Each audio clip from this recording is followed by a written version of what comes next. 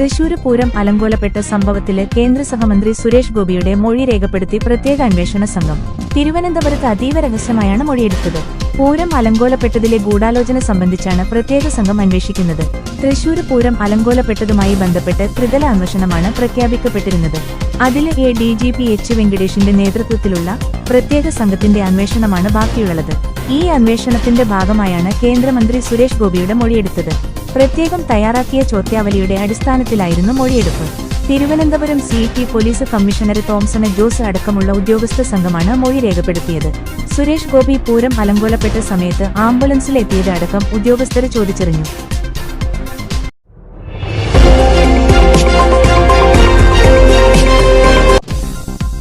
മഹാരാഷ്ട്രയിലെ ഭാര്യയും കാമുകനും ചേർന്ന് കിടപ്പുരോഗിയായ 38-കാരനെ കൊലപ്പെടുത്തി. തലയിണ ഉപയോഗിച്ച് ശ്വാസം മുട്ടിച്ച് കൊലപ്പെടുത്തുകയായിരുന്നു. സ്വാഭാവിക മരണമെന്ന് വരുത്തിത്തീർക്കാൻ പ്രതികൾ ശ്രമിച്ചെങ്കിലും പോസ്റ്റ്മോർട്ടത്തിലൂടെയാണ് കൊലപാതകമാണെന്ന വിവരം പുറത്തുവന്നത്. ചന്ദ്രാസന എന്ന യുവാവാണ് കൊല്ലപ്പെട്ടത്. പോസ്റ്റ്മോർട്ടം റിപ്പോർട്ടിനെ തുടർന്ന് പോലീസ് നടത്തിയ ചോദ്യം ചെയ്യലില് ദിശ കുറ്റം തുറന്ന് സമ്മതിച്ചിട്ടുണ്ട്. നിലവിലെ ഇരുവരെയും പോലീസ് അറസ്റ്റ് ചെയ്തിരിക്കുകയാണ്.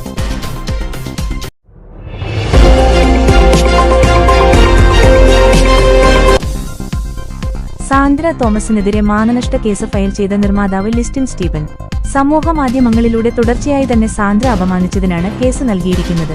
2 കോടി രൂപ നഷ്ടപരിഹാരം നൽകണമെന്നാവശ്യപ്പെട്ട് Ernakulam judicial first class magistrate കോടതിയിലാണ് കേസ് നൽകിയിരിക്കുന്നത്. മലയാള സിനിമയെ നശിപ്പിക്കുന്നു, മലയാള സിനിമയെ പിടിച്ചെടുക്കാന് ശ്രമിക്കുന്നു തുടങ്ങിയ പരാമർശങ്ങൾക്കെതിരെയാണ് മാനനഷ്ട കേസ് നൽകിയിരിക്കുന്നത്. സോഷ്യൽ മീഡിയയിലൂടെയുള്ള പരാമർശങ്ങൾക്കെതിരെ നേരത്തെ പ്രൊഡക്ഷൻ കൺട്രോളർമാരും സാന്ദ്ര തോമസിനെതിരെ മാനനഷ്ട കേസ് നൽകിയിരുന്നു.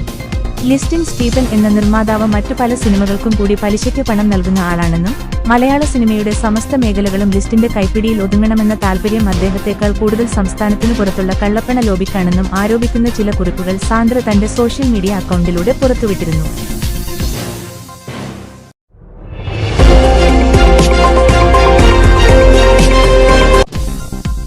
പതിനഞ്ച് വർഷത്തിനിടെ ബലാത്സംഗം ചെയ്യപ്പെട്ട നൂറുകണക്കിന് സ്ത്രീകളുടെ മൃതദേഹം സംസ്കരിക്കേണ്ടി വന്നെന്ന് കർണാടക മംഗളൂരുവിലെ ശുചീകരണ തൊഴിലാളിയുടെ വെളിപ്പെടുത്തൽ.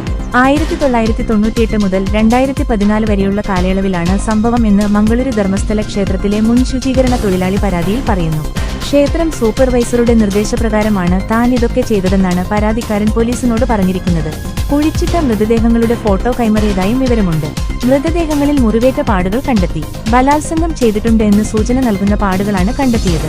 കോടതിയുടെ അനുമതിയോടെ പോലീസ് കേസെടുത്തു. News desk timeline news.